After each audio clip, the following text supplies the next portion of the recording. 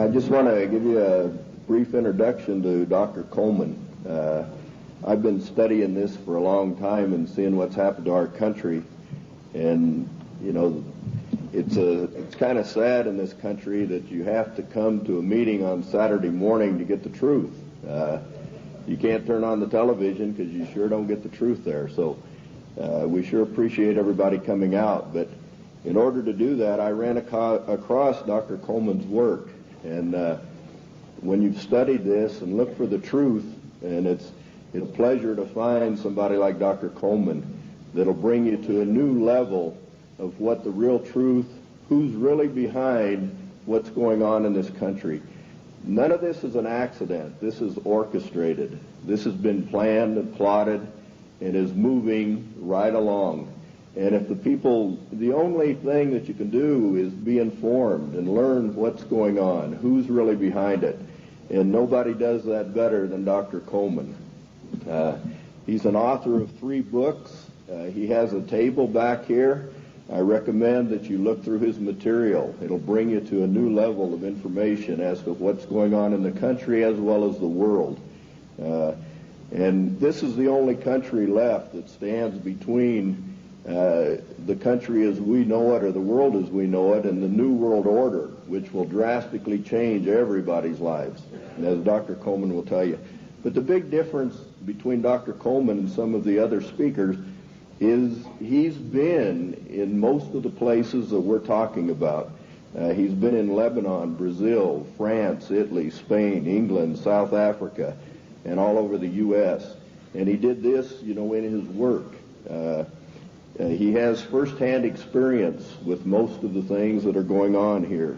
He studied 5 years in the British Museum in London, also in the Cain Museum in Egypt, where he did research on the Black Plague. And, you know, if you study his work or read his work on AIDS, I think it'll shock most of you. In his investigation, you know, through the congressional records. And the congressional records is where most information is in this country. And he would feel very comfortable, you know, in debating the Supreme Court justice on the Constitution at any time, because our Constitution is basically being walked all over at this time. But at this time, I'd like to bring on Dr. Coleman, and let's give a big hand to him, and we appreciate him.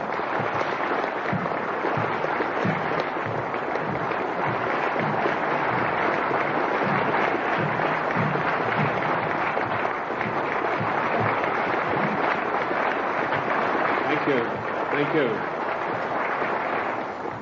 Ladies and gentlemen, thank you for that great welcome. It's indeed a great pleasure for me to be among you here this morning. Looking at all these big fellows around the place, I feel a little small in stature, but I would remind you what Wellington told the German General Blücher at Waterloo when he rode up to inspect Wellington's troops. He saw the Scotch and the Irish Guards on the hillside. He rode through them and he turned to Wellington and said, "They're rather small, aren't they?" And Wellington said, "Yes, but they don't run away."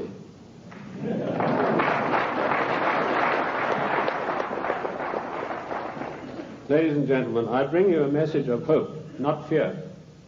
A message that I hope will galvanize us all into much needed action. The problem is quite simple. Anarchy and chaos prevails in Washington, D.C. because the federal government has seized powers to which it is not entitled to and is passing masses of laws that are 100% unconstitutional. And when you get men setting themselves up as greater than the Constitution of the United States, you get anarchy and eventually tyranny. Now, I'm paranoid. I'm going to admit to you right up front. But let me tell you what the real meaning of the word paranoid is. It is a man or a person who has the ability to link events that seemingly are not connected. That is the true meaning of paranoia, or being paranoid. Of course, it's been used by our enemies, the socialists, the Marxists, the liberals, the so-called progressives, to smear us. How many times haven't I heard it said of me, that fellow's paranoid? Yes, I'm glad to admit it, because I have the ability to connect events that are seemingly unconnected. And when you do that, you begin to arrive at the truth. It's taken me 25 years to come to the conclusions that I have come to. And I want to tell you that one of the biggest things I discovered in my work was the existence of a supranational committee composed of 300 men. I came across this quite by accident when I was serving in Africa, in Angola, and I was given a series of documents which were only supposed to be handed in to top-level people. They were what we called above the top level of classification of intelligence documents. And there I discovered that whilst I thought I was in Africa fighting against the invasion of the communists, I was in fact fighting to introduce socialist regimes in the black African countries, and that I was actually working for a committee called the Committee of 300, also known in intelligence circles as the Olympians. I'll stop right there, and I want to digress for a moment and tell you the word intelligence has been bandied around a great deal in the United States. I've seen people writing this and that and the other intelligence newsletter. They really have no experience whatsoever. In 1986, I wrote a work called Mind Control, Metaphysics, Extremely Low Frequency Radiation, and Weather Modifications. And in that work, July the 8th, 1986, I said that the top-level intelligence organization in the United States was the National Reconnaissance Office, far bigger than the CIA and any of the other intelligence agencies. And by the way, we have about 10 different ones in the United States. And I even had the audacity to give the address of this organization. 3 weeks ago, Mr. Sam Donaldson, the gentleman who wears that beautiful toupee so effectively, he came on with a program in prime time, and he said, this is one of the biggest scoops that ABC has ever had. And he told about the National Reconnaissance Organization. The exact same thing that I published 8 years earlier. I tell you this to set the stage so that you'll understand I do have some experience and that I know that of which I speak. You know, the American people are somewhat like the Irish. I'm sure you've heard the story of the Irishman who got shipwrecked, and after many days he was washed up on an island, and as he staggered along the beach, some people came out of the trees waving spears, and he said to them, is there a government here? And they said, yes. He said, well, then I'm against it. Liberty is based on individual freedom. We are individual people. We are not the mass, so disdainfully referred to by Karl Marx and the socialist writers. We objected to a tax of a penny a pound on tea when King George of the Venetian Party of the North, now that's probably the first time you've heard that expression. It took me 5 years of digging in the British Museum in London, which I consider to be the finest repository of knowledge in the world, to come up with that name. That was what the party of King George was called, and we'll come to the reason for that. But our colonists said, we're not going to pay this penny a pound on tea.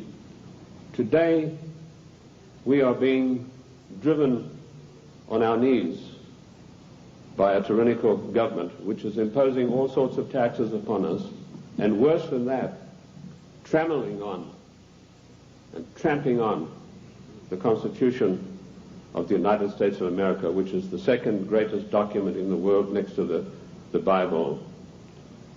And if we could rebel against the mighty powers of King George III, the most potent force in the world at that time.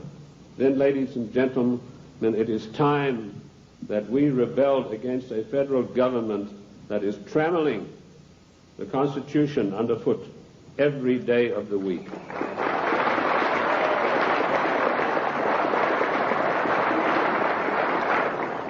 King George III of the Venetian Party of the North did more than that. He sent Adam Smith, a servant of the British East India Company, to formulate a policy which he called free trade. And by the means of free trade, Adam Smith, a greatly beloved economist of the Marxist, the socialist, and the liberals, hoped to bring the small manufactories and the industries established by the colonists to their knees. Let me tell you unequivocally that free trade is piracy. There is no such thing as free trade. We have to reject this constant brainwashing to which we are subjected. Free trade began with Adam Smith and the British East India Company. Now, who is the British East India Company? They played a massive role in the history of the United States of America. Only you are not taught this in your schools or in your universities, but you need to know. In my book, The Committee of 300, which took 20 years of research, and incidentally, I was only a little bit behind with Karl Marx. He spent 30 years in the British Museum in London, where he got most of his things from. I point out that the British East India Company was the most powerful trading company in the world. They made their massive monies out of the dope trade. They first grew prime poppies in Kew Gardens in Kensington, London, got the best producing opium poppies. They then shipped them to Benares in India, where they began a massive plantation of poppies, opium-producing poppies. They then used their famous tea clippers to transport the poppies in the form of raw opium to China. And by their military force, they imposed an opium policy on China that turned the Chinese nation into a nation of addicts. And they enforced this policy, which was known to the royal family and Lord Gladstone, the Prime Minister, and every one of the lords and ladies in England. And they made a massive, huge fortune. In researching these documents in India House in London, I came across some of the manifests of the old tea clippers and the numbers of kegs of opium they carried and the values. And I totaled up these things, and I found to my astonishment that if we took 1970 as an optimum year for profits in General Motors and Ford, in 1 year, the opium trade with China was 3 times the profits of the combined profits of Ford and General Motors in 1970. And this was shared by 300 people. That was the committee that ran the British East India Company. They all had equal voting rights. They could not outvote each other, and of course they were sworn to secrecy. The descendants of the British East India Company today run the United States. And I will hope to prove my thesis as we go along. They also interfered in the development of the United States on every occasion. They armed the Indians, they armed the people against the settlers who were pushing west. They ran the Hudson's Bay Company. They also ran so-called mission stations in China and got these missionaries who were really not missionaries at all to push opium on the Chinese. And I remember a conversation with the late Gamal Abdel Nasser of Egypt, Prime Minister of Egypt, President of Egypt, and Mohammed Aikel, one of the top journalists, with Zhou Enlai. And Zhou Enlai told him, he said, you know, the Americans and the British made China a nation of opium addicts, and now with the Vietnam War, it's our turn. We are going to make the Americans a nation of opium addicts. So you can see the influence, the evil, baleful influence of the British East India Company upon the great nation of the United States of America. They were the ones who financed the war. They put up the money for the British troops to buy the Hessian mercenaries and to fight the colonists. Those brave 3%, let me remind you that only 3% of the people took arms and stood up against the mighty army of King George III. We are 3% here this morning, but that's enough for us to withstand the mighty force of the federal government of the United States of America.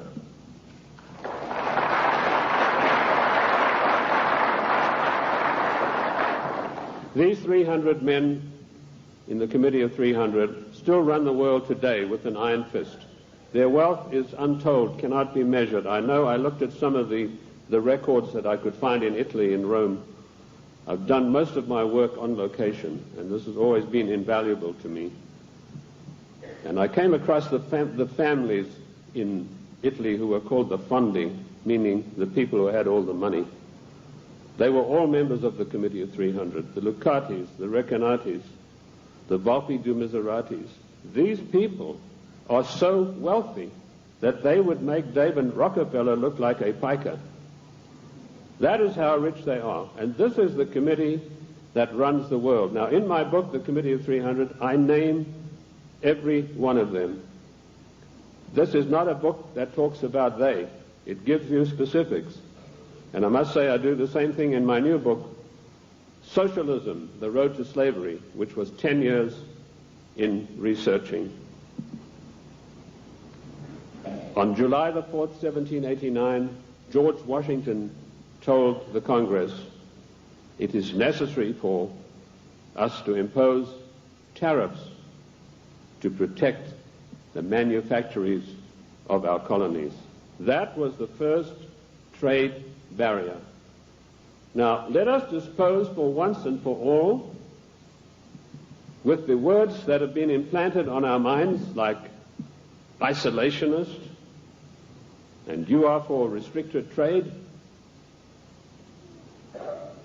and you are against global trade. The United States of America did not grow great on global trade. The United States of America grew great on the hard labor of the people who lived in those days and the wise protection barriers put up by President George Washington, because immediately after the war the British to try to down the United States through so-called free trade, which is nothing but piracy. Free trade, ladies and gentlemen, is a one-way street which allows other countries to dump their products on our markets to the detriment of our own people. That's what free trade is. It's strictly a one-way street. The trade barriers were increased by Lincoln, Garfield, and McKinley, and all three presidents paid with their lives for that policy. Disraeli was particularly incensed with Lincoln. Disraeli was the British Prime Minister at the time, and he ordered British MI6 to assassinate Lincoln, which is what they did, the same way as British MI6 publicly executed President John F. Kennedy at a later time.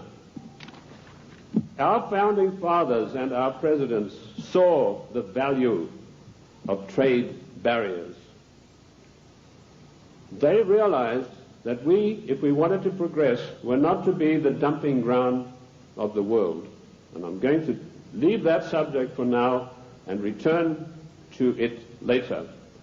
The format that I want to use this morning is the type of questions that are most often asked of me. I've spoken to hundreds of thousands of people across the United States and worldwide, and I've been on many, many radio shows, and these type of questions, we note them, and this is what comes up most of all. Who and what is the Committee of 300? Well, I've dealt with that. I've told you this is a supranational body that knows no boundaries, respects the laws of no countries. The first time that they were publicly announced was by a German socialist by the name of Walter Rathenau. Now, I'll give you some background of Walter Rathenau. He was the financial advisor to the Kaiser of Germany, and he was also the financial advisor to the Rothschilds, the French family Rothschild. So he must have known what he's talking about. He made an astonishing statement in 1934. He said, there is a committee of 300 men that rule the world. They are known only to each other, and nothing happens without their consent. When former head of state Mikhail Gorbachev visited the United States a few years ago, flanked by George Bush and Quayle, he opened his Gorbachev Foundation in the United States. And he let slip, he said, this is being done with approval of the Committee of 300. CNN cameras were on him. They immediately switched. Now, I wrote to CNN and I said, could I have a transcript of this program, which they said was available. I never got a reply. I followed it up with letter after letter, but nothing ever came of it. The point I'm trying to make, ladies and gentlemen, is that the federal government, the secret upper-level parallel government that runs the United States, does not want you to know that you have an upper-level parallel government that calls the shots, that dictates what is going to happen to your life and mine. So that's how I found out about the Committee of 300. The next question is, what are their goals? Their goals are a one-world government, latterly called the New World Order. The one-world government began with King George III. At the time that the colonists were brave enough to take him on, King George was already busy formulating a one-world government, and he had lined up at least 50 countries that were willing to come into this future world dictatorship with him. The goals then, very simply stated, are to make the world over into a one-world, new world order dictatorship controlled utterly and completely by this Committee of 300. How can they possibly carry out their goals? That's the next question that I'm often asked. They do it by dint and by virtue of their fantastic wealth and the fact that they control thousands of the top banking institutions, the political organizations, insurance companies. In fact, one of the giant insurance companies, a man called me and said, do you mean to tell me that they are controlling the Metropolitan of New York? I said, the Metropolitan of New York is peanuts. He said, how can you say that? That's a giant American company. I said, well, compared with the Assicurenzi de Generali de Venezia, it's peanuts. That's the biggest insurance company in the world. They control in that organization everything that happens in the world in the insurance field comes out of Venice. That's why Venice is so important, because in Venice we have the black nobility. Now that has nothing to do with the color of the skin of the people, and I'm going to come back to them as we go along. So the goals are a one-world dictatorship of the most brutal kind, and how they carry it out is they have these interface banks, insurance companies, mining conglomerates, every conceivable control in politics, including the Democrat Party of the United States, which is, of course, since 1980 behind closed doors at a secret caucus in Washington, D.C. The Democrat hierarchy took on the goals of the old Socialist Party USA, i.e. based upon the Communist Manifesto of 1848. If you have a copy of my book, and I'm not pushing it, but in my book, The Committee of 300, I list every one of their huge, gigantic corporations, how they interface. And this, ladies and gentlemen, is an eye-opener, because it gets right down to the nitty-gritty of your everyday life in the cities and towns across the United States. So they carry out their goals through existing organizations. And also, of course, they have built up some special organizations of their own. When I first started writing in America, when I came here in 1969, I revealed the existence of an organization called the Royal Institute for International Affairs, which is located at Chatham House in 10 St. James Square in London. I also revealed the existence of the Club of Rome, the Cini Foundation, the Mont Pelerin Society, the Order of St. John, which was known but not known. And I listed all of these secret societies that run the world as executive arms of the Committee of 300. So it controls the world through all of these. The Royal Institute for International Affairs is the executive arm of this committee, which gives instructions to the United States government to this very day. The chain of command is as follows. Every Secretary of State that has been appointed since 1919 is appointed by the Royal Institute for International Affairs. That may come as a shock for you. You think you vote and you put a conservative in the White House, and then he appoints supposedly or allegedly conservative people to carry out the policies that you wanted him to implement. Surprise, surprise. I ask you to find me a conservative Secretary of State since 1919. And if you search diligently and apply the correct rules, you will come out blank. Every one of the Secretaries of State was chosen in London by the Secretary of State, as was Wilson, the President Wilson, as was Roosevelt, as was James Earl Carter. He was specially chosen because he'd had 3 mental breakdowns, and they felt he would be a good guy to manipulate. Oh, I'm talking facts. I'll tell you the story of that. In my World in Review news magazine, I wrote that, James, I'm digressing a bit here, but it's necessary to do that now and then. It's not a sign of a bad speaker, although I don't put any laurels around my own neck. But James Earl Carter was not a known entity in the American scene.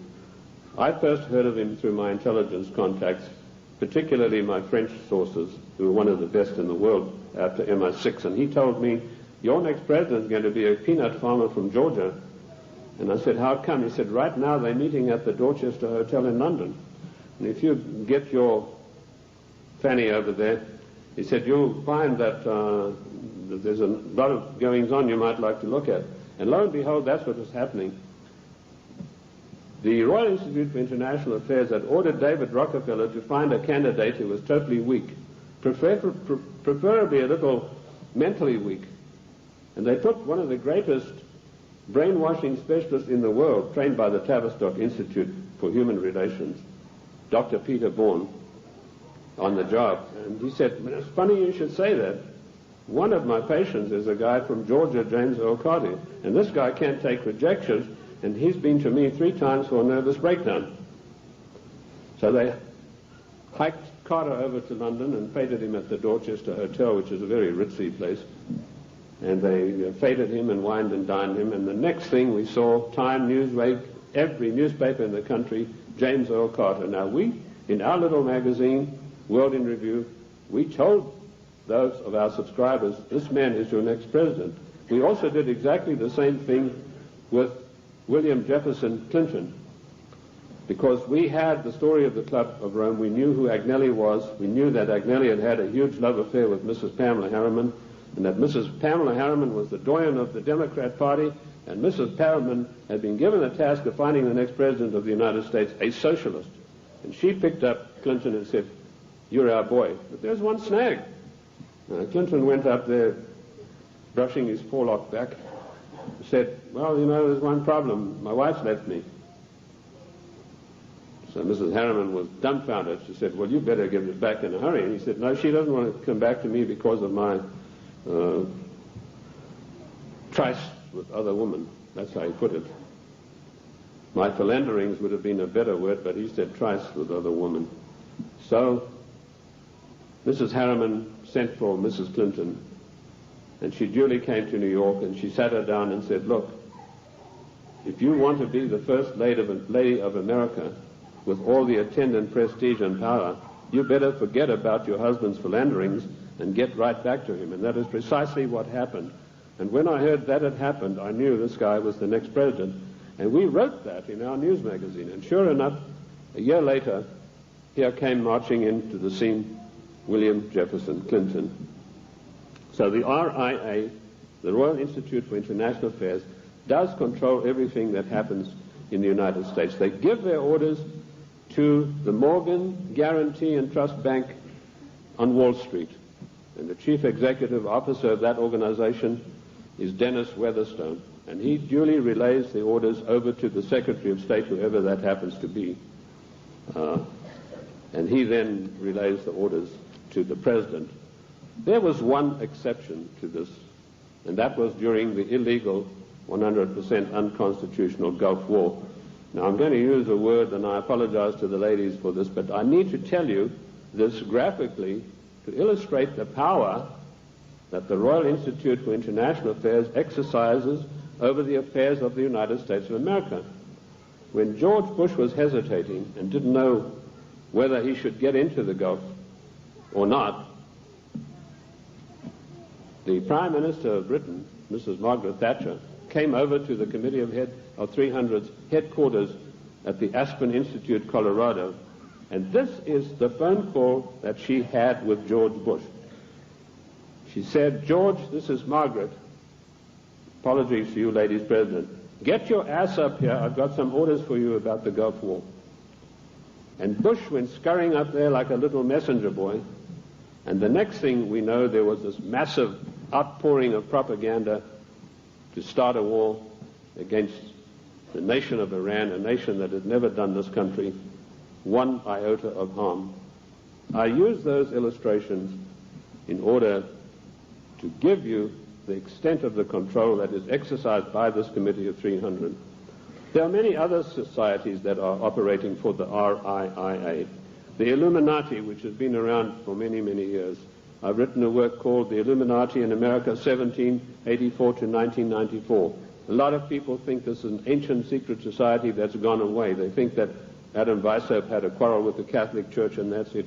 Don't you believe it? 13 of the top families in the United States are in the Illuminati today, and they have a big say on everything that happens politically in this country. Then we have the Society of Cincinnati, which I don't think many of you will have heard about. That is an ultra secret society to which every president of the United States is forced to belong, including our so-called conservative presidents. And I point this out to you to show you that it doesn't matter who is in the White House. This Committee of 300, through the Royal Institute for International Affairs, through the Council on Foreign Relations, exercises complete control. But their strongest arm is called the Club of Rome. Now, when I first heard of the Club of Rome in 1969, I immediately began my investigation. And as Ken told you, all of my investigations have been done on location. Every one of them. The Club of Rome is one of the most insidious, baneful organizations in existence today, which has done intolerable, immeasurable harm to the United States of America. This Committee of 300 told a man called Aurelio Pecci to form this Club of Rome with the main object of bringing down the industries and the agricultural development of the United States. He immediately wrote a paper in which he said there are too many people on the earth and that the United States, with its industrial development, its agricultural development, is responsible for this curse of overpopulation. And he picked up the documentation for his work from Lord Bertrand Russell, a senior statesman of the Committee of 300. And Lord Bertrand Russell had written a work called The Impact of Science on Society. And if you can ever secure a copy of that book, which I doubt you'll be able to get, you will see in there that he said the world is grossly overpopulated and we have to get rid of at least half of the world's population, and it doesn't matter how we do it. So the Club of Rome was instituted and organized to start an attack on the world's population using the United States as the whipping boy. And they came up with a paper called the Zero Growth Post-Industrial Plan for Industry and Agriculture for the United States of America. 3 days after that plan was accepted as official United States policy by James Earl Carter, I was able to, through my intelligence people, get a copy of this insidious document. Basically what it said was that the middle class in the United States of America had to be destroyed because in the coming push to a world order, the middle class would be the stumbling block because history had shown that the peasant class in ancient days, when they had revolted, were just easily crushed. There was no resistance. But now had grown a new super class of people in the United States called the middle class, who had long-term employment, who had job security, who were well paid, who could afford to buy the products that were made by the United States and didn't need to buy products from China or anywhere else. And the Club of Rome post-industrial zero-growth paper said this has got to stop. We have to bring down the middle class of the United States. And the way that we will do this, the way that we will accomplish this task is by crushing their industries. In 1980, based on this report, I wrote a small work, a booklet called The Death of the United States Steel Industry. And in that I told of a French aristocrat by the name of Etienne d'Avignon. And I'm sure there's not a single steel worker in America out of a job who's ever heard of this man's name. But they put this aristocrat onto the job of destroying first the steel industry. In my book in 1980, I said that by 1985 we would have silent blast furnaces. The rolling mills would be stopped. There would be no more shipbuilding. We'd have thousands of skilled workers who'd passed the skills of their trade down for generations, who were forever dispossessed of their jobs. If you go to the northeast United States today, ladies and gentlemen, and I've just been up in Cleveland where I had a very good radio address I gave there, you will find that what I said in 1980 has unhappily come to pass. In 1970, the United States had 5,000 ships built by good United States know-how, using good United States steel. 5,000 ships sailing the high seas. Last year, we had exactly 270 such ships, and at least 50,000 steel workers permanently out of a job, jobs that will never come back. What happened? Did we suddenly lose our marbles? Did we suddenly lose that great American know-how of getting things done? Did we lack finances? Did we run out of money? No. None of those things happened. What happened was this dastardly Club of Rome had sent their emissaries to the United States to deliberately destroy our steel plants. And they did it by opening the doors of so-called free trade.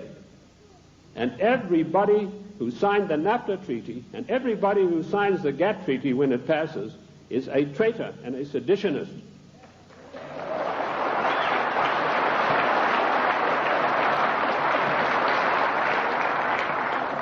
Our mighty steel industry is destroyed. Our shipyards are silent. Our skilled workers are permanently without a job. And if you don't believe me, get the report of the Club of Rome. You know, when I came out in 1969 with my report on the Club of Rome, nobody had ever heard of it. And people, when they got it, said, "Oh, this guy's paranoid. There's no such organization. It's probably something to do with the Catholic Church." Well, surprise, surprise, 25 years later, last year, the Club of Rome celebrated its anniversary, and Alexander King, its chairman, stated, the American people henceforth must get used to the idea that they will never, ever again in their lifetime have full employment.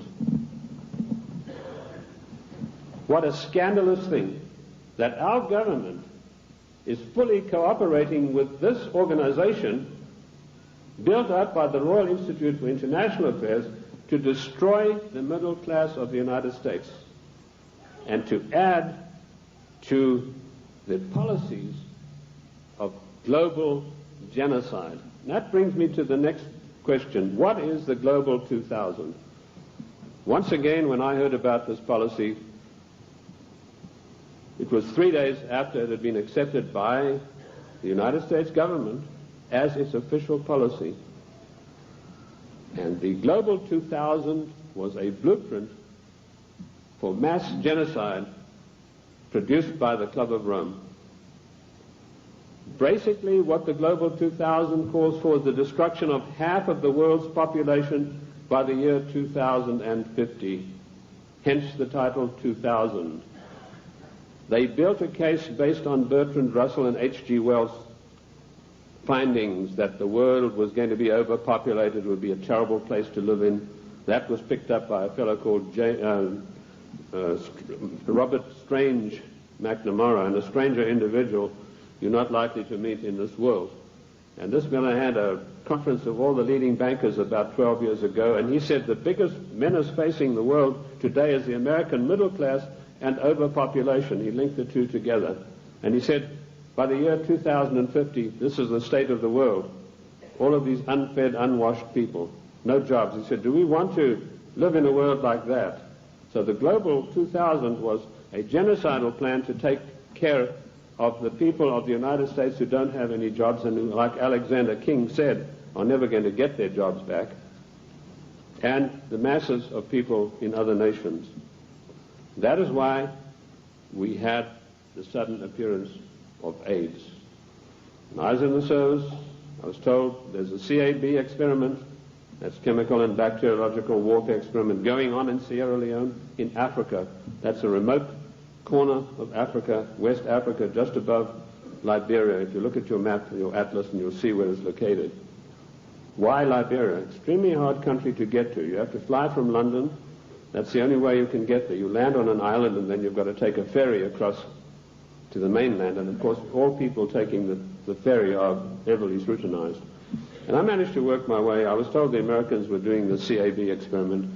I managed to work my way to within striking distance of a small mission station. And what I discovered was that these blacks were coming in from the bush to this mission station with broken arms or an ulcer on the leg or something like that. And they were ostensibly being treated there, but they were dead by the evening. What was actually going on was that a laboratory had been set up using Lassa fever virus. Now, at that time, Lassa fever was one of 4 viruses that could jump the human-animal barrier. And it was a deadly virus. They were trying to create a virus that could be mass-produced and it could be sent out through the World Health Organization to get rid of millions of people in the world. But the Lassa fever virus proved uncontrollable. It killed 3 scientists who were working there.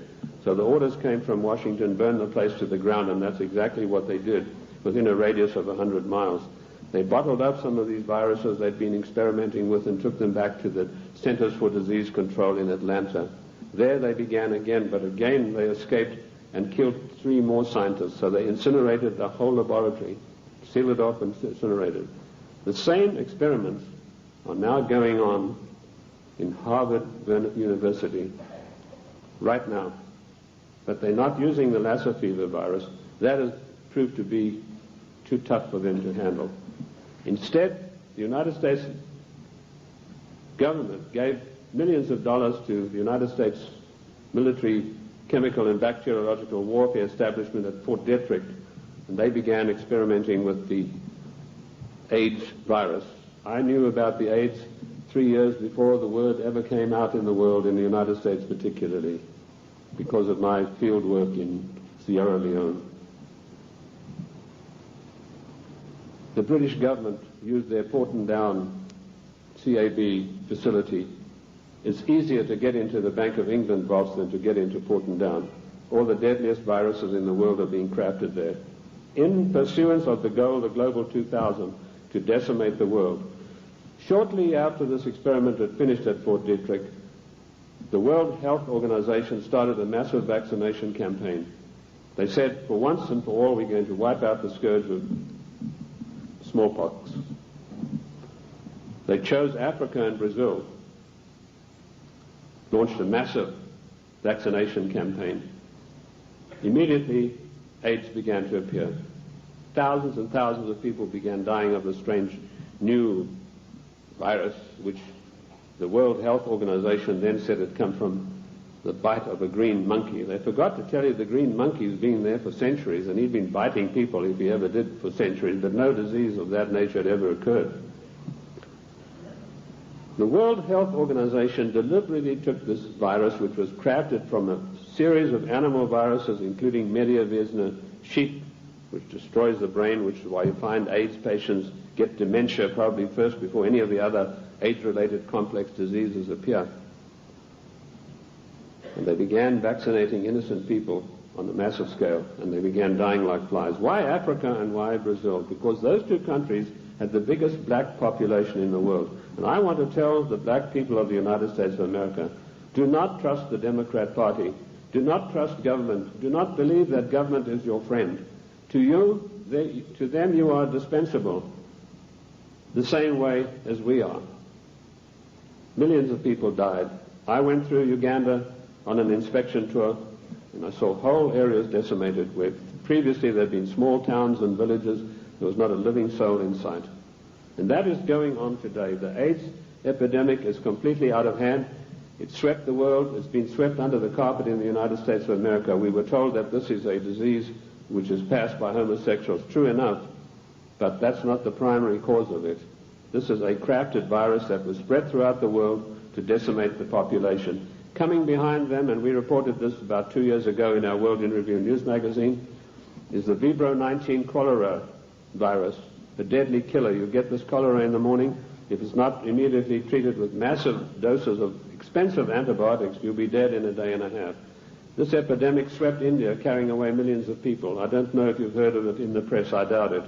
Behind that is a deadly strain of malaria, and some of our forces in Somalia contracted this disease, a strain of malaria which acts almost like the HIV virus. It attacks the human immune system. And behind that, the Black Plague. Now, you've had some experience with Black Plague recently. Experiments were conducted in this area and in California with the Black Plague, distributing them, these plague viruses, to definitive areas by means of enfolded scalar waves using extremely low frequency radiation, which was a warfare technique developed in 1934 by the great Soviet virologist V.A. Gertchev. This is not Buck Rogers stuff, ladies and gentlemen. This is today's deadly truth. So some of the Indian reservations were targeted, and all of a sudden they began dying of Black Plague. And then we were told, well, the harvest mouse droppings are responsible. Well, the harvest mouse has been doing his droppings for centuries, but none of them got the Black Plague before that. But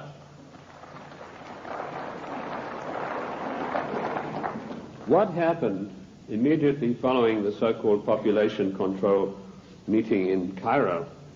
There was a sudden and violent outbreak of Black Plague in India, and it is still going on, and it is not under control.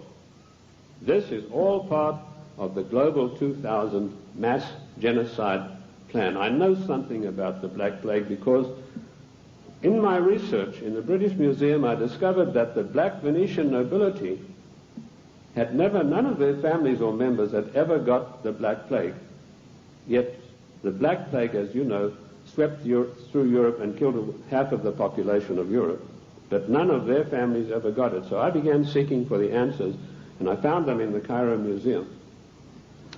So people said, well, how come, if these things are true, how are they going to protect themselves? They being the Committee of 300, their servants and their families, they have the means of protecting themselves by certain types of herbal compounds mixed with sugar.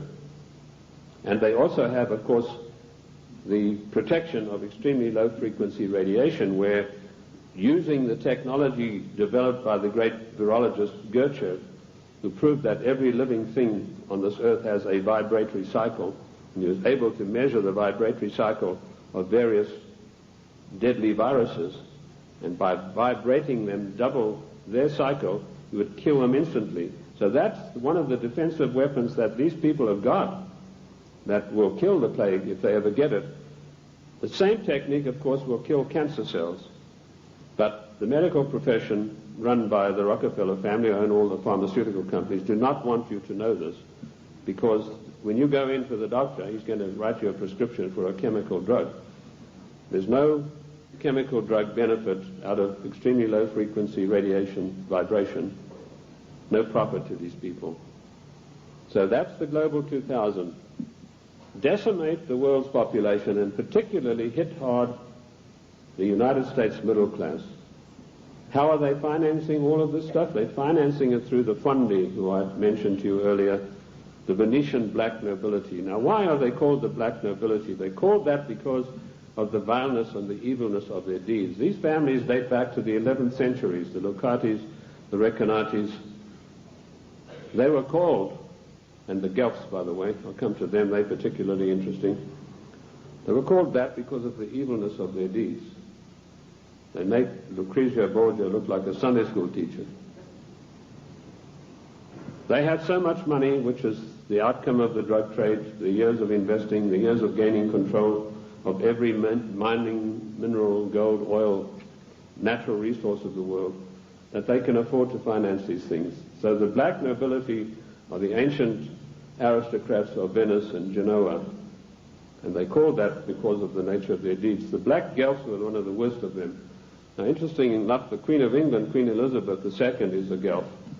She's not a Windsor. This was a title that was evolved in 1935 by her father to put researchers off the track. I like to include myself in that category, although I wasn't doing it then. I was much too young to be doing it, but he didn't like that certain people were getting hot on the track of who this royal family actually was, and so this was put out that they are the House of Windsor. They are not. They're the House of Guelph, and it's important for us to know that, because every time there's a financial crisis, it follows a meeting of the black Guelphs upon the Royal Britannia yacht of the Queen of England, which anchors off the coast of Venice, and all the world bankers meet over there and say, now this is what we're going to do to country X, this is how we're going to control this worldwide situation, and then they go off and give their orders to everybody. So that is the way it is done. I told you earlier that they controlled the United States. Even in the days of President Lincoln, they had him assassinated on the orders of Disraeli, and they then, of course, in later years, were able to elect one of the worst socialists we've ever had the misfortune to suffer under, Woodrow Wilson. Wilson was elected by a ploy. Of course, they got Teddy Roosevelt and the Bull Moose Party running as a supposedly third candidate to siphon votes off so that Wilson could be elected as a socialist president. Now, our eyes have been fixed on Moscow. We've been led down the garden path, ladies and gentlemen. All of the time we've been looking at Moscow, and we've been told what demons they are in Moscow. Rightly so. But all the time this was going on, the Trojan horse of socialism in Washington, D.C. has been stealing our country away from us. And in my book, Socialism, The Road to Slavery, I give you a full and factual description of exactly how this was done.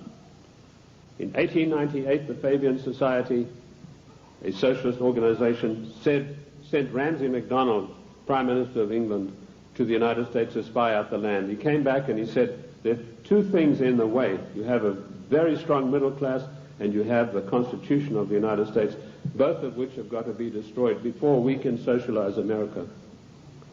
The first step they took was getting a socialist president in office in the form of Woodrow Wilson. Woodrow Wilson was controlled out of England by Sir William Wiseman, head of the North American desk of MI6. Now, in case you don't know MI6, it is the most powerful and the oldest of all intelligence agencies in the world. They taught the CIA. They taught the Vatican intelligence. They taught the French intelligence. They taught the Mossad. They taught the Cheka. Captain Hill of MI6 went out and set up the Mossad. And Captain Hill went to Russia and helped the Bolsheviks set up their single-cell apparatus. Sir William Wiseman was the controller of Wilson through Colonel House. Now, who is Colonel House? He was an unknown person who emerged out of Texas. His father served the Rothschilds during the Civil War, and he emerged out of the war as the only person in Texas who'd made any money. And House was sent to Washington in order to control the first socialist president, and he took his orders from Wiseman, and House lived but a few blocks away from Wilson, and above him, Wiseman had an apartment. And that type of control is not gone. It is still here to this very day, right now, as I speak to you. Other questions? Give us some examples of what you're talking. How do we know that what you're saying is true? I'll refer you to the great soldier son of the United States of America, General Douglas MacArthur, a great patriot, a great warrior, a great Christian. When Douglas MacArthur was in Korea, he and General Stratemeyer of the Air Force devised a plan that would have put China out of action for the next 50 years. He submitted this plan to Washington, an arch-socialist, one of the most vilest preachers who ever walked this earth by the name of Dean Rusk, immediately summoned the President of the United States to a meeting in Blair House. And he said, "Mr. President, we have seen the plan submitted by General Douglas MacArthur, and there's no way in the world that you can allow him to implement this plan." And Truman said, "Why not?" He said, "You know very well that anything that relates to China has to be cleared by the Royal Institute for International Affairs first." And he said, "They don't want you to do this." And MacArthur was not allowed to carry out his plan. And 50,000 sons, beautiful Americans, were slaughtered on the battlefields of Korea needlessly because of orders from the Royal Institute for International Affairs. And that same institute is controlling President William Jefferson Clinton to this day. MacArthur was eventually bowler-hatted on the orders of the British government. I mentioned earlier the death of John F. Kennedy. Given the methods that are well known in intelligence circles of how to get rid of bothersome people, it would have been a very simple matter to make it look as though Kennedy had died of a heart attack or some other natural cause. Instead of that, in order to warn every president that would follow in his wake, every powerful person in this country in the know, you do not kick over the traces. You obey us, or you will see what will happen to you. Kennedy was publicly and brutally executed in a plan carried out by British MI6 under the control of Sir William Stevenson and his lieutenant, a Canadian citizen by the name of Major Louis Mortimer Bloomfield. Now, you won't get that in any of the accounts of the Kennedy assassination. You'll find it in my book, The Committee of 300. You'll also find it in my monographs about the Kennedy assassination. Who are these people? Sir William Stevenson ran American intelligence throughout the Second World War out of the RCA building in New York. His second in command, a Canadian citizen, Major Louis Mortimer Bloomfield, ran Division 5 of the FBI counterintelligence. You want examples of how Britain controls this country? I have given you them. I've also told you that every Secretary of State since 1919 is selected by the Royal Institute for International Affairs on the orders of the Committee of 300. Why is this? We go to these conventions and there's all the hoopla in the world. The balloons are flying, the straw boaters are in the air. Bush has been elected conservative president. Reagan has been elected. What happens in reality? The Secretary of State, who's charged with carrying out the policies, subverts each and every one of them. You show me a Secretary of State that has acted in the best interests of the United States of America since 1919, and I will give you the only money that I've got in the bank, which is about $1,500. You're welcome to it, because I know that you will not be able to do that. Every Secretary of State has subverted and acted in a treasonable manner towards the people of this great country. And when they haven't done it directly, they've done it through surrogates like Lachlan Curry, who ordered the military to jettison a shipment of arms destined for the great Chinese leader Chiang Kai-shek, to jettison overboard these arms in the Indian Ocean. And that's exactly what they did.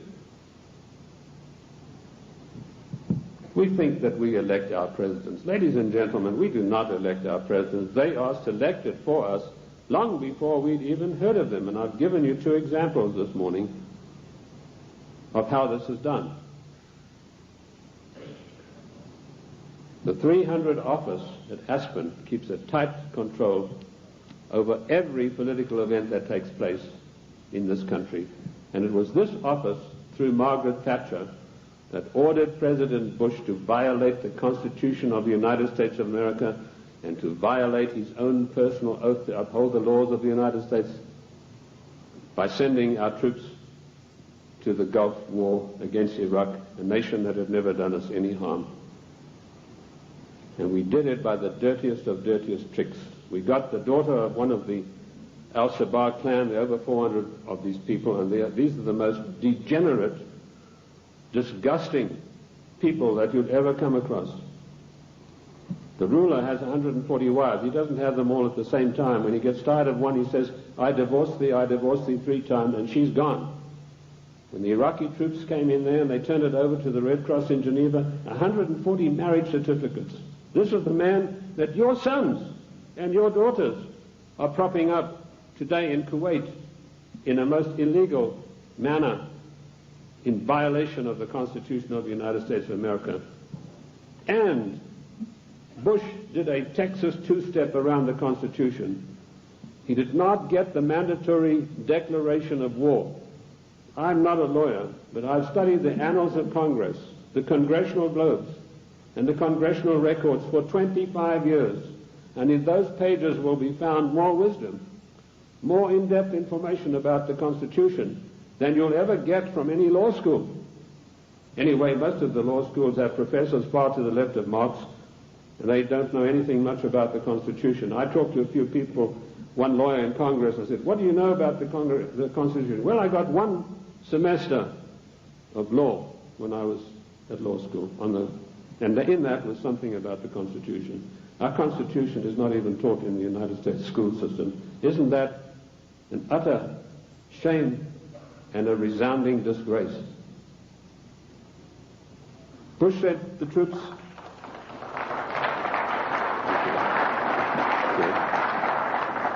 Bush did not get a constitutional declaration of war. This is a very difficult area of the Constitution. It's probably one of the most complex areas of the Constitution. It's a 5-step process that involves both houses making separate declarations, then joint declarations, then the army has to be informed, and then the public has to be informed, and then we have to be told whether this is a private war or a public war, i.e. whether all the armed forces are going to be employed or only one branch. In so-called police actions, the President has 45 days to use only one branch of the service. Bush violated his oath of office by going to the United Nations, to which we do not belong, and getting them to give him a so-called color so that he could send our troops to the Gulf. Our troops to this day are in the Gulf illegally, in violation of the Constitution of America, and we're still paying for it. The story that the Gulf states put up all the money, you go and ask the General Accounting Office, as I did, how much money have they paid?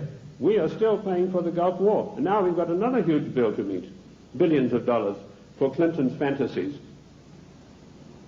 To go out there and support this disgusting Al-Shabaab clan. I don't know if you know the story of Kuwait. It's really a horrendous one. I don't want to get into that too much, but that land was stolen from the Iraqi people by the British imperialists. They came in and drew a line through the sand right through the middle of the most important oil fields that had just been discovered, the Rumelia oil fields. Thenceforth, this is going to be called Kuwait.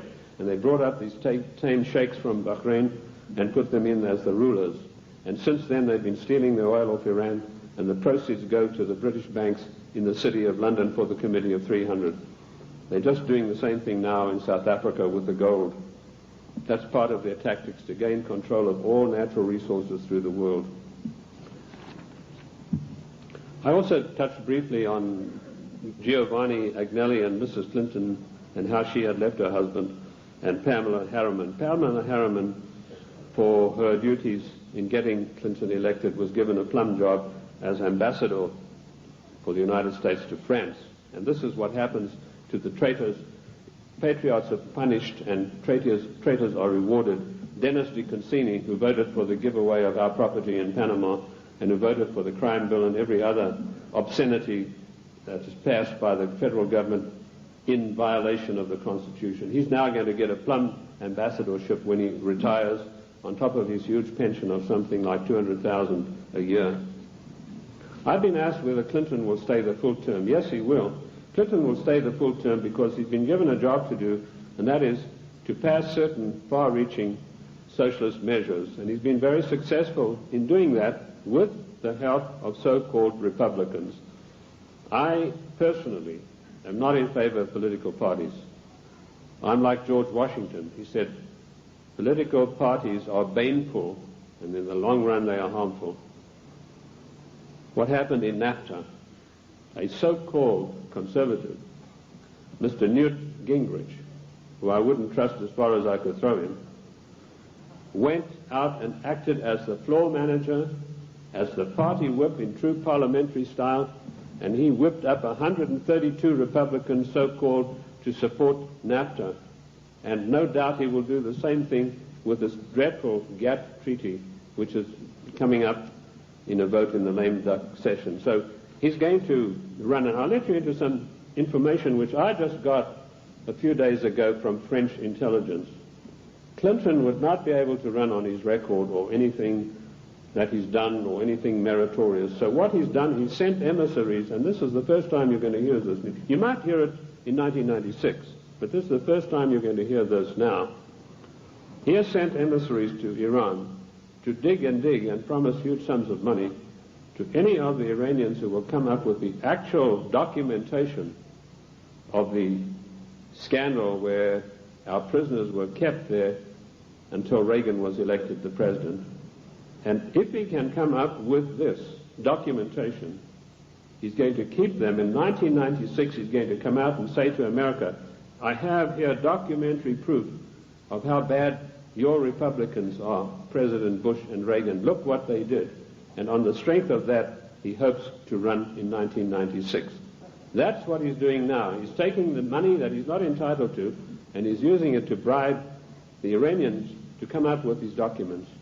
I don't know that they will, because I think they like him even less than I do, and that's saying a lot.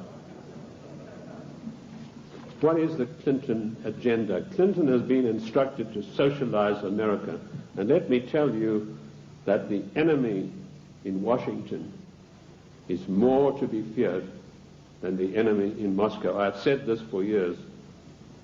What does socialism do? It forces changes upon people that they do not want and do not ask for. And we've seen how dangerous that is when we look at the programs that were supposedly programs invented by the United States government and by the presidents. A man called Stuart Chase, an arch-Fabian socialist, wrote a book called A New Deal. Frances Perkins, who was the first female socialist cabinet minister appointed in the United States in the Roosevelt administration, she got hold of a copy of this book and she ran to Roosevelt and said, look, this would be a marvelous program for you. So in the 1932 Democrat and by the way, don't call them the Democratic Party because they are not. We are a confederated republic. We are a constitutional republic.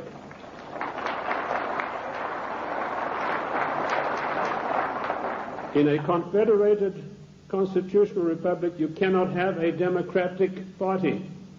You can have a Democrat Party, and that's what we should start calling them. But she ran up, and Roosevelt was so enamored with this deal that in 1932 they hastily changed their platform, and he came out and announced his New Deal, which is a verbatim, word-for-word program taken from Stuart Chase's book, Socialism, A New Deal. Then when Kennedy came along, he adopted as a wonderful new program called The New Frontier. That just happened to be a book written by Henry Wallace, another Fabian socialist writer. Word for word, The New Frontier was co-opted as Kennedy's program. Then when Johnson came along, he came out and started talking about the Great Society. Now, what was the Great Society program? It was another Fabian socialist book written by another fellow called Graham Wallace, no relation to the first Wallace, name spelled differently. So here we have three presidents of the United States following an outright course of socializing the United States of America. And of course, every president, including Reagan and Bush, has continued along those lines. And what do we have? Our Social Security.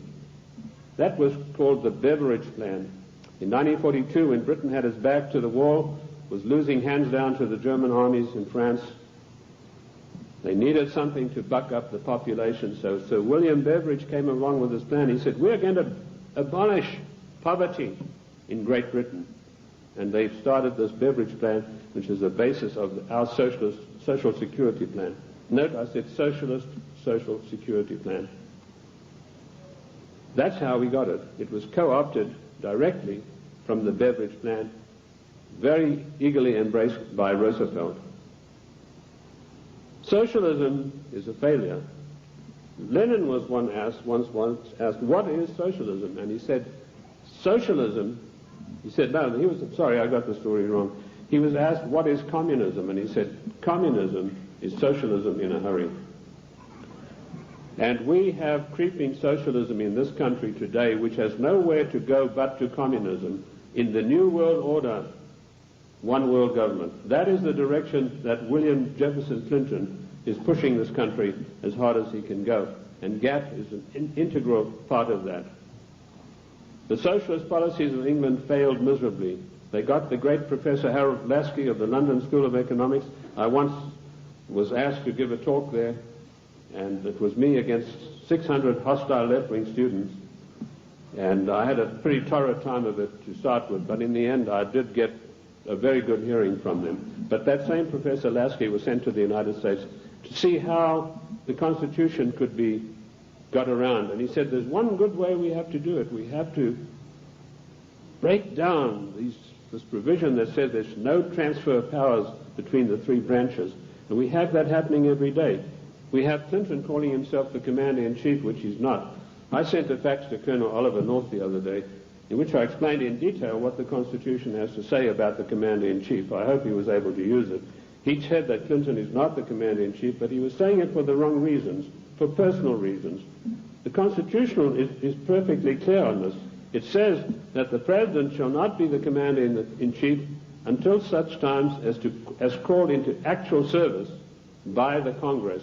And in my studies I came across this proviso that could only happen after a careful 5-step declaration of war mandated by the Constitution. And that is the sum and substance of the President's war-making powers.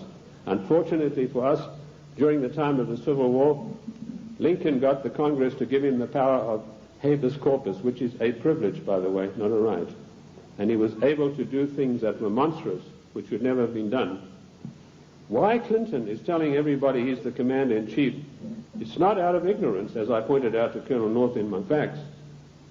It's a deliberate, carefully crafted plan to get the people of the United States used to the idea that he is actually the Commander-in-Chief. And I tell you, he is not. The Constitution says he is not, and I can give you chapter and verse. Because should there a time come when he wants to take some drastic kind of action, he can then get Congress controlled by the Democrats, even a lame duck Congress, to give him the power of suspension of habeas corpus, and can say, as Commander-in-Chief of the United States Armed Forces, I hereby order XYZ to happen. It is a deadly danger, and we are fast asleep. I tried to alert Colonel North to exactly what's going on about the so-called Commander-in-Chief, and I only hope that he will put it to good use, because I do not have the same forum that he does. Anyway, socialism is a total failure. When it began to sink in England, they sent John Maynard Keynes, or Keynes. He said Keynes was a better word because it rhymed with brains, and this is the man who did in the economy of every Western country. And he came to the United States, and by his charm and good looks, he was a tall, well-spoken English gentleman, immaculately suited, connoisseur of wines and cheeses. And it was said of him that there was not a single lady who could resist his amorous advances. He was able to charm Roosevelt into giving the British government $3 billion to prop up their socialist programs. That wasn't enough. They then sent Harold Lasky and John Maynard Keynes for a second handout. This time they got $7 billion. And when Roosevelt was asked about this, he said, let's forget all of those silly little dollar signs. And the same thing is happening today in the field of foreign endeavor. We find a president giving away billions of dollars in foreign aid, which he is not entitled to do. I have searched the congressional records, the congressional globes, the annals of Congress, to find out if there is an empowerment for the federal government, our Congress, to dish out billions of dollars every year like a Santa Claus to foreign nations. And I could not find it anywhere. And where the Constitution is silent on a provision, it means it is a prohibition of that provision. What I did find was that when President Monroe was trying to get us involved in Latin America, he tried to get some money sent down there. And the Congress stood on its hind legs and said, this is a matter that's out of your purview. This is a matter for the Congress, and we deny you foreign aid because it's not constitutional. And that is what set Monroe at variance with the Congress. If you know his history, he spent his entire life fighting the Congress over that issue. Nothing has changed. The Constitution of the United States is immutable. I violently disagree with Justice Ginsburg, who says the Constitution is flexible. The Constitution is not flexible. Our founding fathers meant it to be an immutable document that would stand the test of the ages of time and foil people like William Jefferson Clinton and Roosevelt and every other dictator that is going to follow, unless we stand up and take back our states' rights.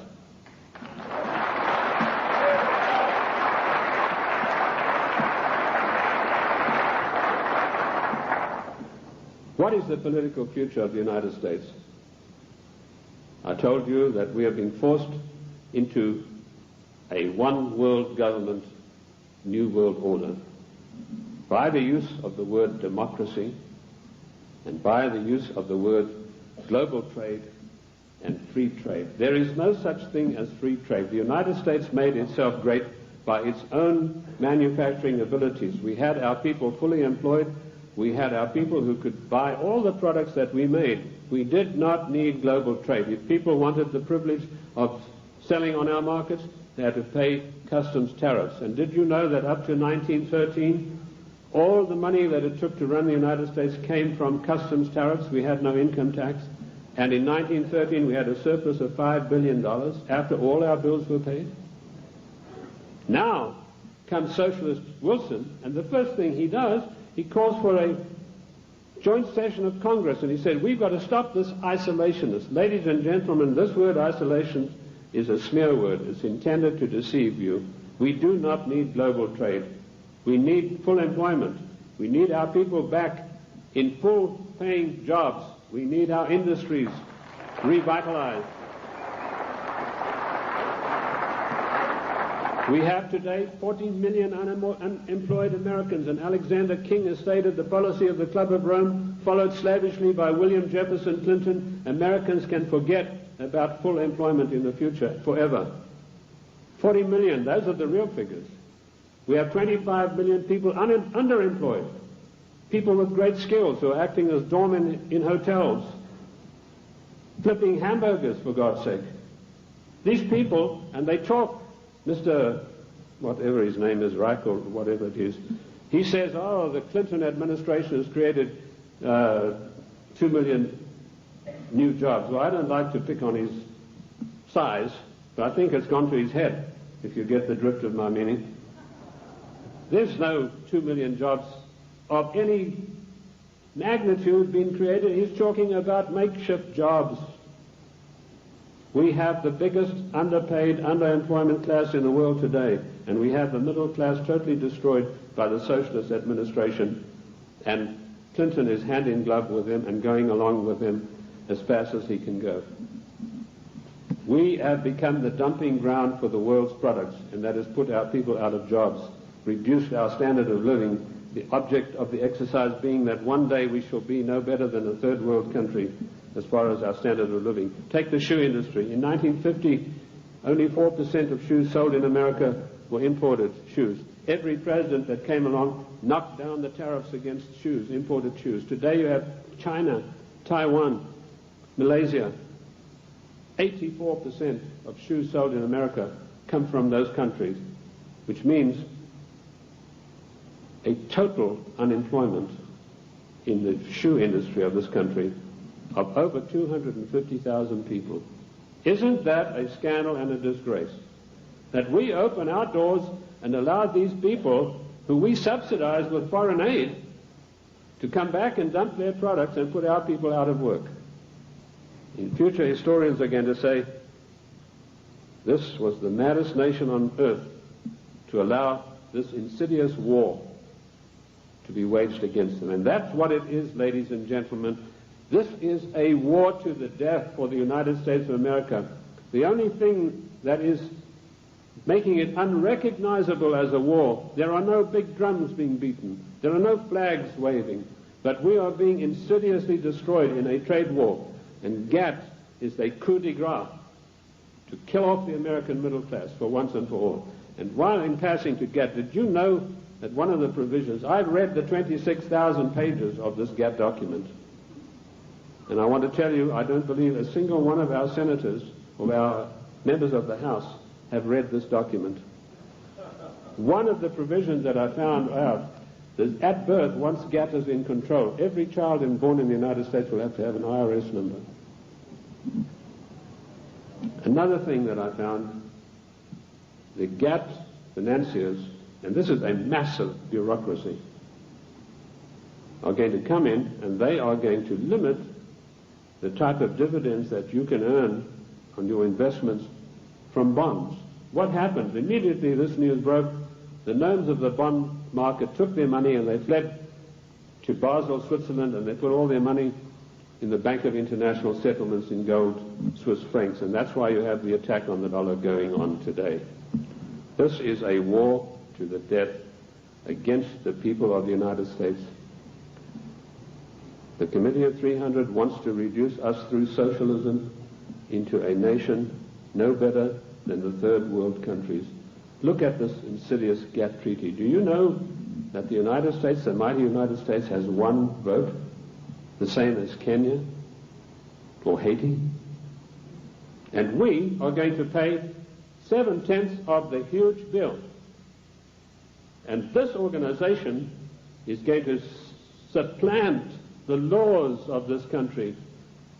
One of the provisions of the WTO is that their board will be able to go in and demand of individual states that they change their laws and take us to the courts if we don't do it. Where is the president who said he would uphold and protect the individual states and their rights to a republican form of government?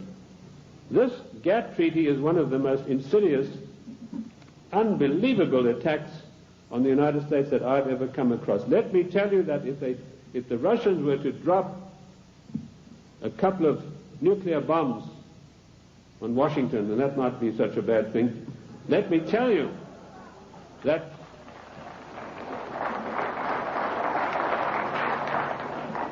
they could never hope to do the damage that GATT is going to do. Ladies and gentlemen, you have to marshal every one of your resources.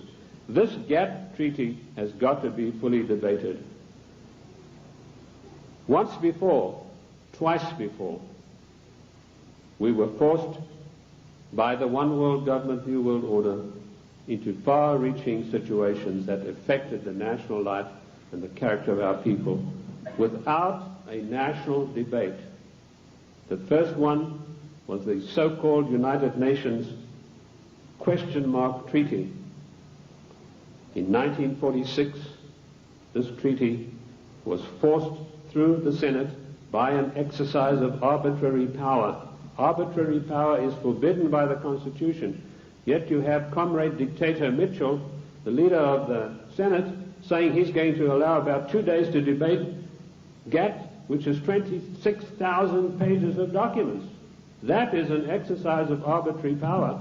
If we had any men of guts in the Senate, so-called conservatives, they would walk out en masse and say, we are not taking part in this effort to denigrate and destroy the Constitution of the United States of America. And you can imagine what an effect that would have.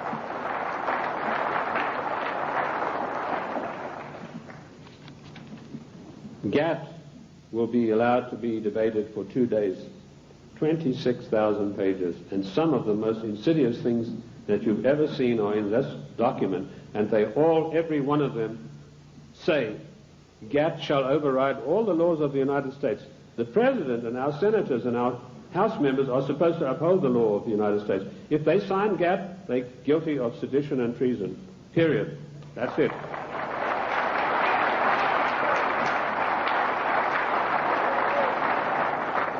This came as a natural outflow of the United Nations Treaty. I found there that 5 senators, listen to this for a disgrace, ladies and gentlemen, 5 senators actually read this United Nations document. Again, it was 53,000 pages long. 5 senators, and they had 3 days to read this document, and it was then rammed down the people of the United States. I want to tell you that we do not belong to the United Nations. One of the greatest constitutional scholars it was ever my great pleasure to speak with was the late Senator Sam Ervin, who told me there's no way under the noonday sun that we could ever have joined in the United Nations. We did not join the United Nations, and we do not belong to it now. I've written a little work called Is the United States a Member of the United Nations? And you'll find in there, I give you chapter and verse constitutionally why we cannot be. 1965, we had another national calamity without a national debate. The Democrats reformed immigration.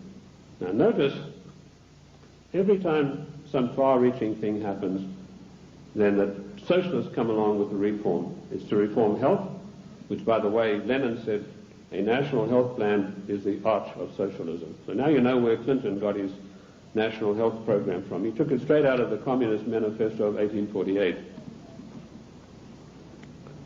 They were not satisfied with immigration as it was. The bulk of the people came from those who were related to the Jeffersons, the George Washingtons, the Davy Crockett's. They were not satisfied with that. Without a national debate, without asking the people of this country by your leave, the Democrats in 1965 forced through an Immigration Reform Act that totally changed the face of the United States and will totally change us. And one of the architects of that was the same Dean Rusk, the swine who stopped MacArthur from bombing the Chinese back to the Stone Age, and, of course, Nicholas Katzenbach. I want to give you some statistics. Now, people have accused me, they said, you are a racist. First of all, the word racist is a very modern smear word. If you look in the dictionaries in 1919 onwards, it did not exist. What they really mean to say is you are a racialist, i.e. a person who's proud of your race. I'm not saying this against any group, any nationality. I want to show you how the socialists, without our permission, without a national agenda, without a national debate, will change the face of the United States. In 1984, the people from traditional immigration stock made up 74% of the total population. By the year 2080, less than 100 years from now, we will make up 39.5% of the population. And it goes on. The Hispanics were 9.4 in 1980, they'll be 15.4. The Asians, 2.4, will be 13.3 of the population. In other words, the traditional Americans of the Davy Crockett, George Washington, the people Monroe said would make a real contribution to America, will be in the distinct minority. And this is thanks to the Democrat Party, who in 1965, without by or leave of the people, changed the rules. And now they've got us blindsided by concentrating on illegal immigration. Illegal immigration is nothing. That's a small problem. The legal immigration that was authorized in 1965 without your permission, that's where the big problem lies. These statistics were provided to me by a man called Lee Bouvier, who was one of the leading advisors to a former INS official. And of course we know that abortion is another way in which the population is being diminished. I have challenged judges all across the country to show me in the United States Constitution, where is their provision for abortion?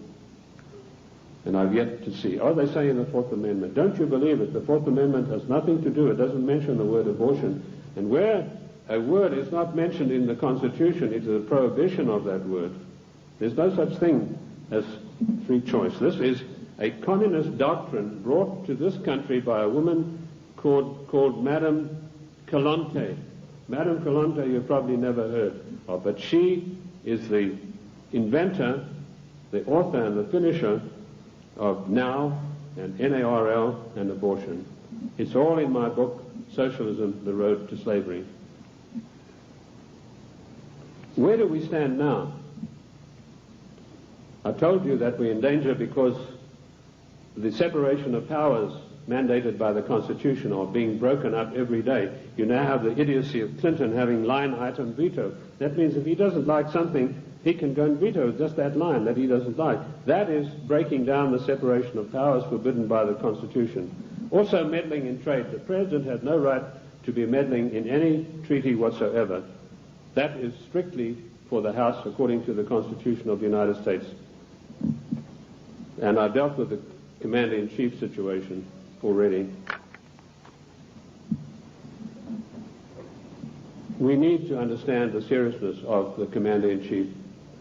Lincoln said that if we allow this title, he said, we are then putting presidents where kings stood. And he said one of the most hated powers of kings was their ability to make war at any whim that came to their mind. And if we do not stop this Commander-in-Chief nonsense with Clinton, that's where we're going to find ourselves. We are already there with Haiti, and we are already there with our troops being sent to Kuwait. I want to tell you that the cost of the Middle East peace so far, to you, the American taxpayers, is $38 billion, and the clock is still running. Jordan was given $4 billion to sign this treaty. The other nations have been guaranteed credits and all sorts of things that will bring up the total to $38 billion for this so-called peace accord in the Middle East to come about. Of course, it's doomed to failure, but that doesn't matter. In the meantime, it makes the President of the United States look good. We need to understand something. I told you today there's anarchy and chaos in Washington. That is because the United States government is a government of strictly limited empowerment.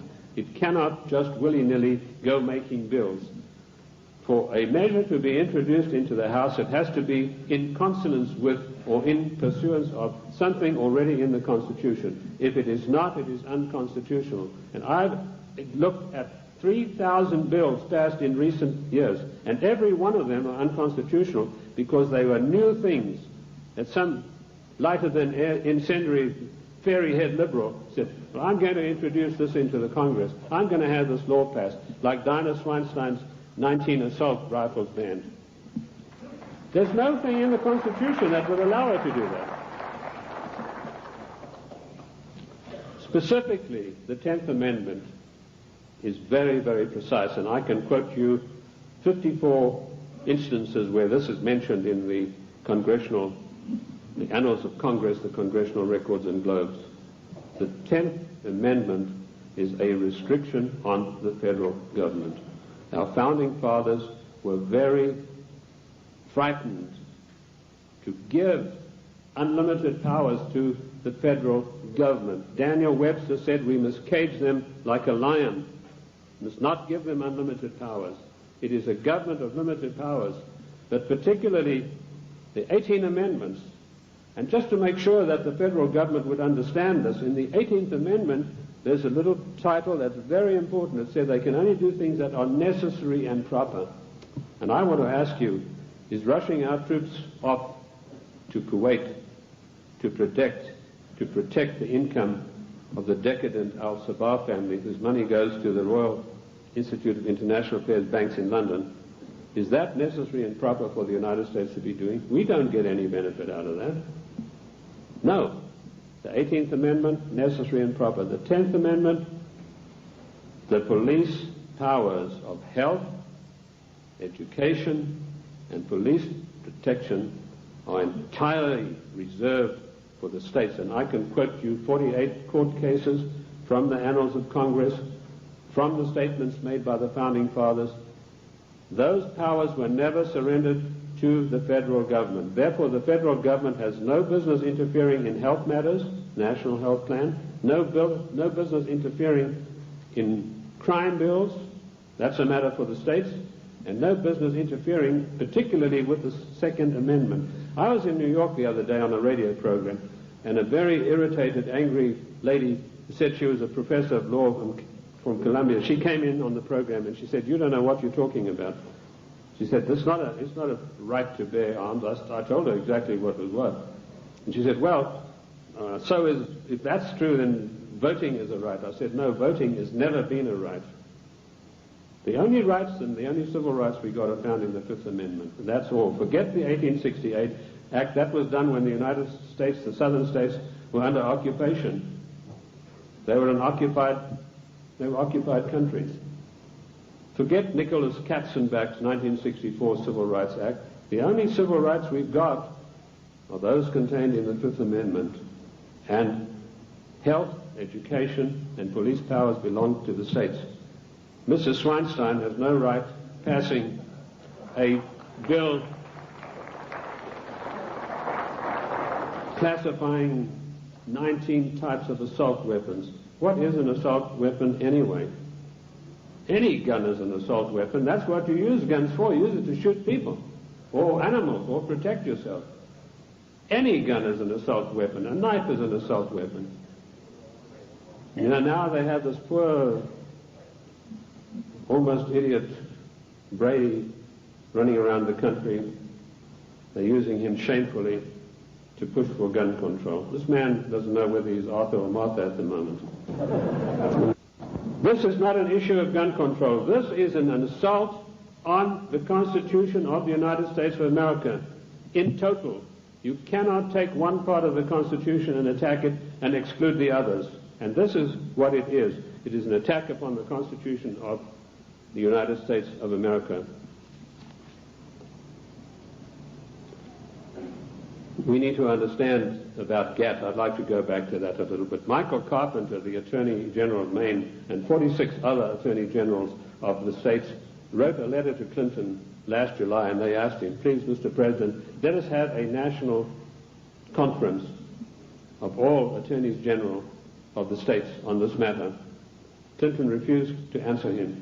Instead, he got his Hollywood lawyer pal, Mickey Cantor, whose only expertise in the world is running around with a Hollywood crowd. He's a Hollywood lawyer. And suddenly, Clinton puts him in charge of trade. Trade wars, GATT, is piracy. It will destroy the livelihood of the people of this nation. What is the situation facing us right now? There's an attack on the dollar. The gnomes of the bond market are fleeing. I've written a work called The Economic Implosion, Year of Crisis, 1995, in which I predict the collapse of our economic system as we know it today in pursuance of the GATT Treaty. One of the things I know for a fact that this will be an implosion, i.e. our system will collapse on the ground on which it now stands. It's not going to be an explosion that will scatter everything. And we know that GATT will come in and say how much you can get for your interest.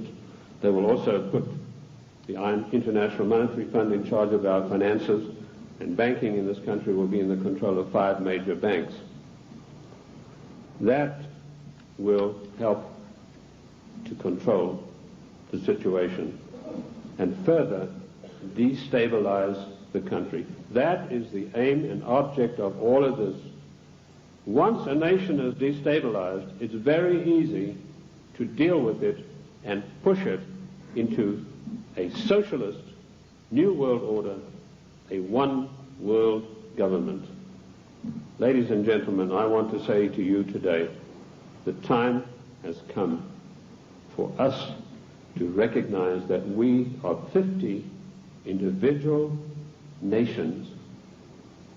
We have all the rights of an individual nation. We gave only limited empowerments to the federal government. They have grossly, flagrantly violated the concord that we have with them.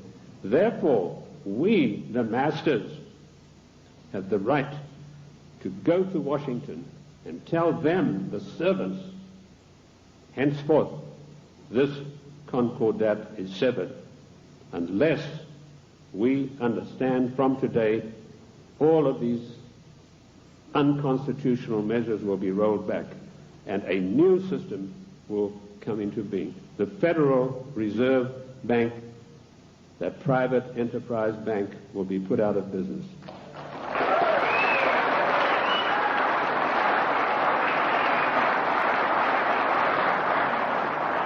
Ladies and gentlemen, this is not anarchy.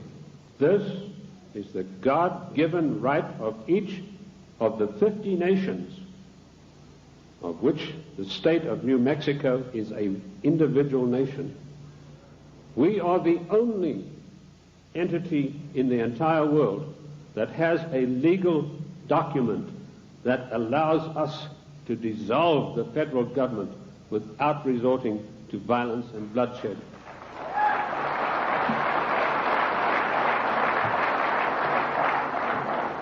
Ladies and gentlemen, I can tell you from my own experience that I have seen a rising tide in this country in the last 5 years.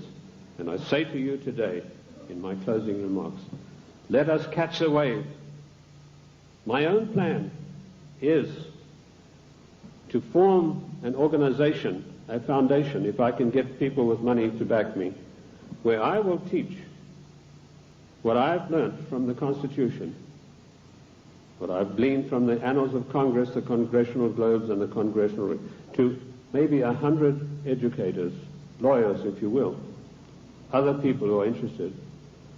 Teach them what I know, which is enough for them to confound the Chief Justice of the Supreme Court of the United States, not to mention those fairy heads we have in the House and Senate.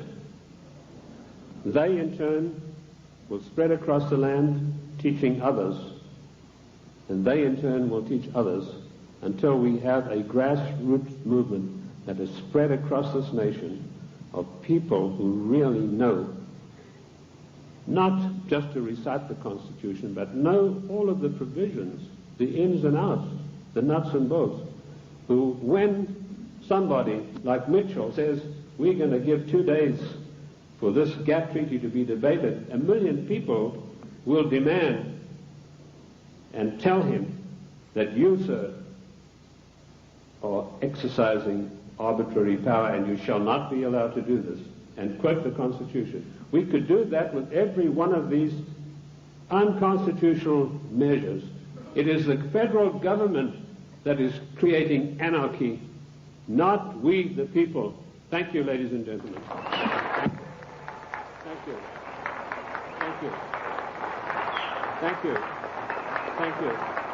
Thank you. Thank you.